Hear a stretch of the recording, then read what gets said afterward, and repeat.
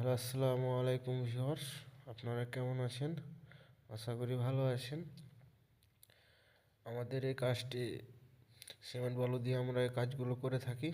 আপনারা যারা এই কাজগুলো করাতে চান আমাদের স্ক্রিনে দেওয়া নম্বরে যোগাযোগ করতে পারেন এবং আমরা এই কাজগুলো সিমেন্ট বালি দিয়ে করে থাকি।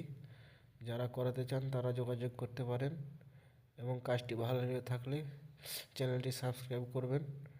আমরা বাংলাদেশের সব জায়গায় গিয়ে কাজগুলো করে থাকি। আল্লাহ সুবহানাহু ওয়া তাআলা দুই ব্যক্তিকে দেখে হাসেন। তাদের ভিতরে এক ব্যক্তি হলেন তিনি, যিনি প্রচন্ড শীতের রাতে আরামের বিছানা ছেড়ে দিয়ে শরীরে থাকা লেপ কম্বল ইত্যাদির উষ্ণতাকে উপেক্ষা করে ঝেড়ে ফেলে দিয়ে উঠে দাঁড়িয়ে যান এবং ওযু করে নামাজ শুরু করেন। এই ব্যক্তিকে দেখে আল্লাহ সুবহানাহু ওয়া তাআলা হাসেন এবং তার ফেরেশতাদেরকে বলেন, মা হামালা আবদি আলা মা সানা, কিসের আশায় আমার বান্দা এত কষ্ট করছে?